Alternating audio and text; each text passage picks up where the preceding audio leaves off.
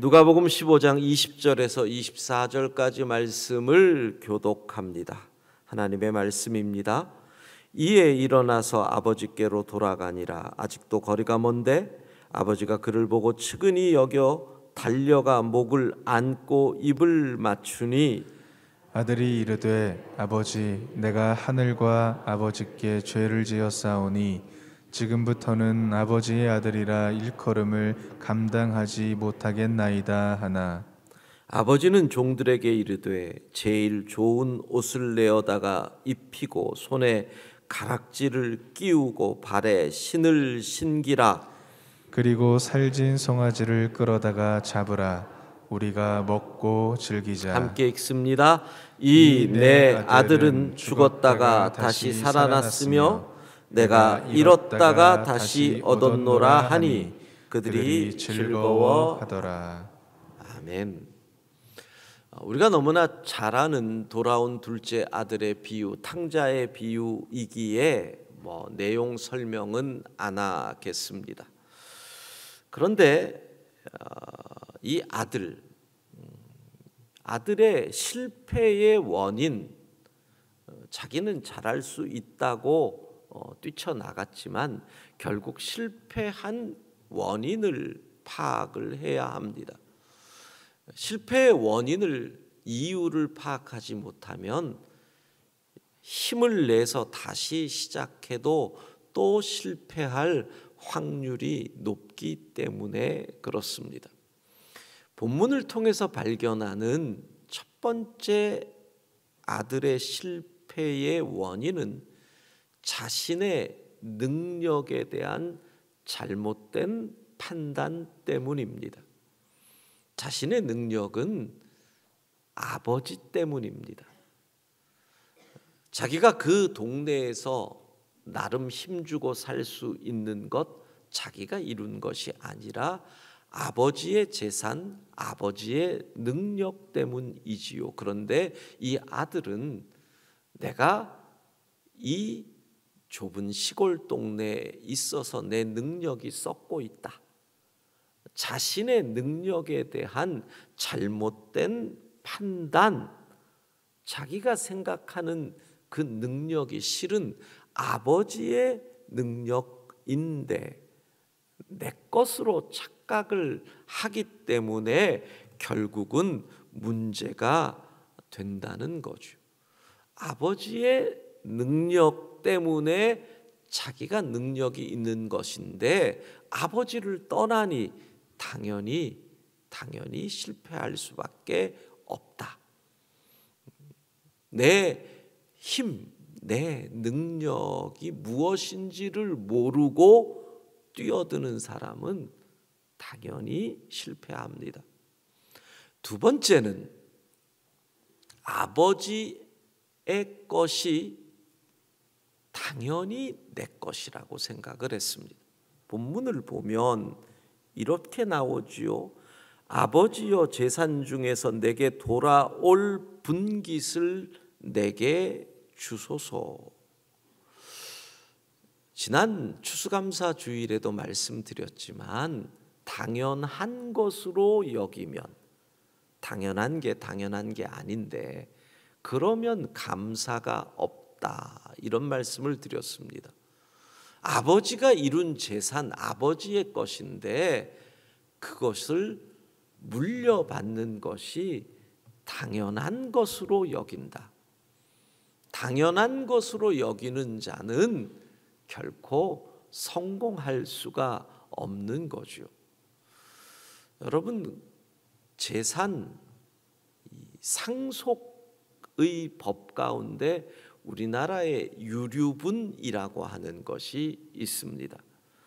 일정 부분의 재산은 부모가 예를 들어서 나는 몽땅 다 첫째에게 줄 것이야 해도 둘째든 셋째든 일정 부분 부모의 재산의 이 상속의 뜻과 상관없이 법적으로 자식이 가질 수 있는 부분, 이런 것을 상속유류분이라고 이야기를 합니다.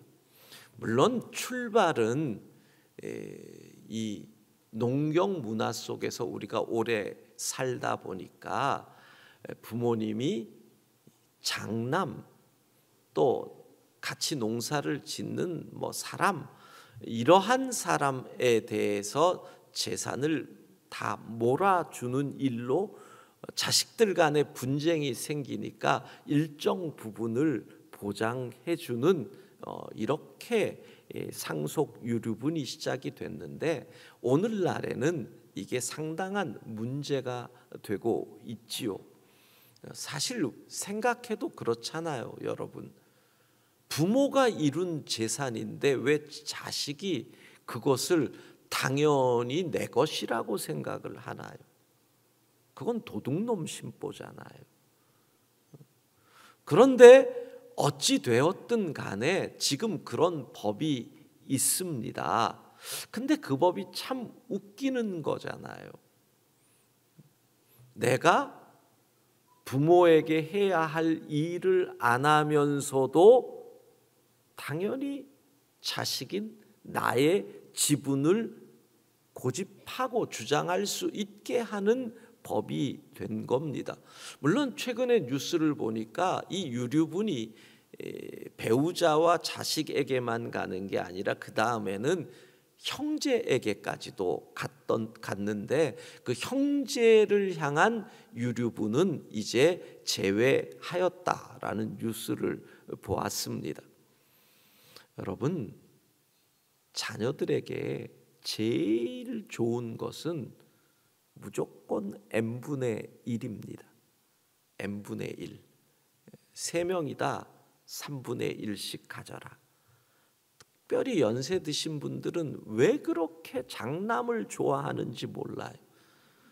무조건 장남. 그래서 장남한테 주고 또 준 다음에 마지막에도 또 장남한테 줘서 결국은 자식들 간의 원수를 만들어 놓는데, 오늘 집에 가셔서 그러세요. 이건 무조건 n분의 1이다. 3명이면 3분의 1씩. 근데 주기 싫다? 그럼 그냥 교회에 다 남기고 가시면. 제가 너무 본심을 얘기했나요? 이게 얼마나 심각한지 몰라요.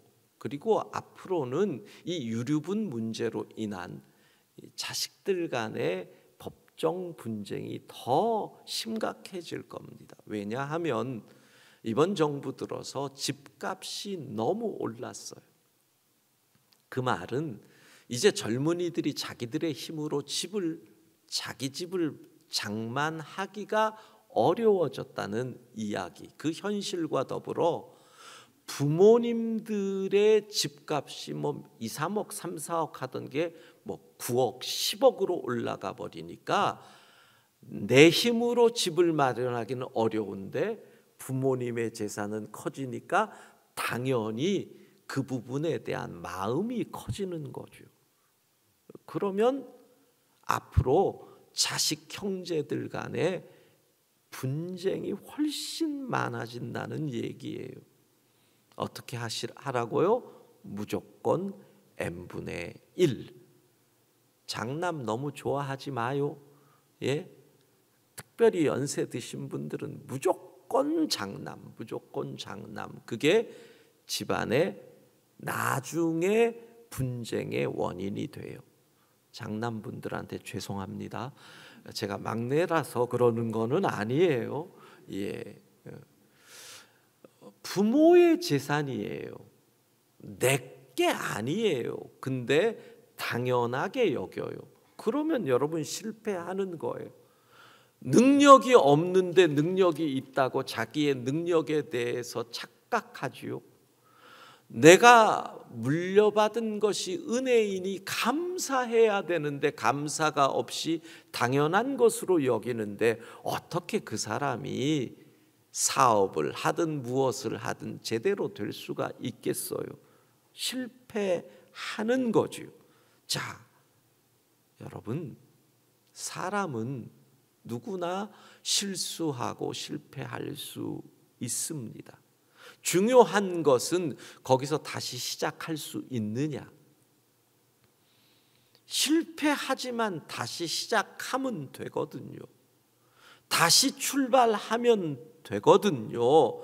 그런데 오늘 우리가 읽은 본문을 보면 아들의 문제를 발견합니다. 아들의 가장 큰 문제가 뭔 줄 아셔요? 능력의 근원인 아버지를 떠난 것 문제인데, 그거보다 더 큰 문제는 아버지를 몰랐다는 겁니다. 여러분, 아버지를 몰라서 아버지를 떠납니다. 그런데 아버지를 모르니까 실패해도 아버지에게로 돌아오는 것을 망설입니다. 그래서 돌아옵니다. 그러나 여전히 아버지를 모르면 또 어떻게 해요? 또 떠나요. 실패의 길로 또 간다는 거예요. 그러니까 아들은 이렇게 생각을 합니다. 조건입니다. 내가 이만한 죄를 지었으니까 그냥 돌아가면 아버지가 나를 안 받아줄 거다. 내 죄의 크기가 아버지가 받아줄 수 있을 사이즈가 아니니 조건을 겁니다. 내가 아버지에게 가서 무릎을 꿇고 종이 되겠습니다. 종처럼 부려도 좋으니 나를 받아주십시오. 그러면 아버지가 받아줄 거다. 여러분, 아버지는 조건을 거는 분이 아닙니다. 그런데 우리는 여전히 조건을 겁니다. 부모는 자식에게 조건을 안 겁니다. 형제는 조건을 겁니다. 형제는 형이든 동생이든 잘못하면 네가 사과하면 내가 용서해 준다라고 얘기할 수 있습니다. 그러나 부모는 오늘 본문 이미 우리를 용서하고 기다리시는 줄로 믿습니다. 그래서 아버지를 아는 것, 이것이 다시 시작할 수 있는 출발점입니다. 아버지를 알아야 다시 실패의 자리에서 출발을 해도 또 실패하지 않을 수 있는 것이지요. 문제는 아버지를 모르고 있다는 겁니다.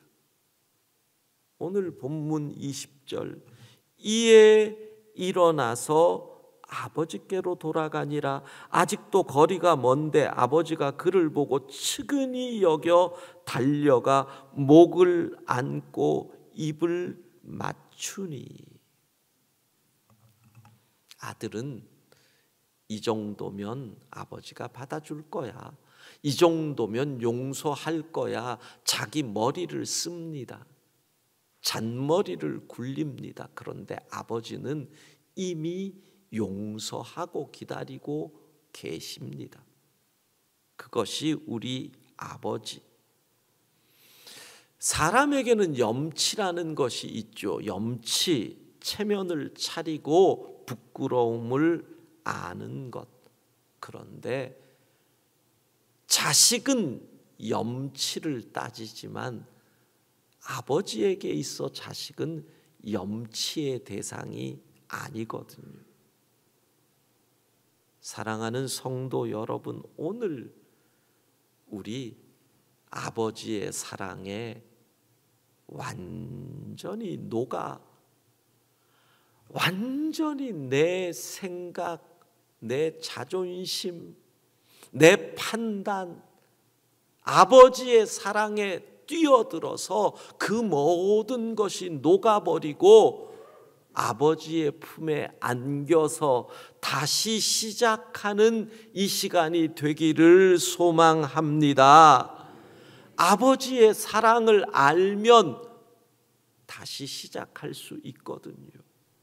아버지의 사랑을 알면 다시 출발할 수 있거든요. 사랑하는 성도 여러분, 우리가 절망할 이유는 너무나 많습니다. 우리가 포기할 이유도 너무나 많습니다. 능력이 부족해서, 세상이 더러운 세상이라서 우리가 낙심할 이유도 너무나 많습니다. 도와줄 사람이 없어서 금수저가 아니라서. 그런데 우리가 언제나 다시 시작할 수 있는 이유는 다른 것이 아닙니다. 아버지, 하나님의 사랑으로 인해 우리는 언제나 다시 시작할 수 있는 줄로 믿습니다. 아버지의 사랑 앞에서 너무 잔머리 굴리지 말자고요. 아버지의 사랑 앞에서 자꾸 내 생각, 내 판단하지 말자는 겁니다. 그냥 그 품에 뛰어들면 됩니다. 이미 용서하고 기다리시는 아버지, 오늘도 우리를 안으시고 이렇게 말씀하십니다. 너는 한 번도 내 아들이 아닌 적이 없다. 내 재산 다 들고 나갔어도 너는 내 아들이다. 거기에서부터 다시 시작하는 겁니다. 거기에서부터 다시 출발하면 됩니다.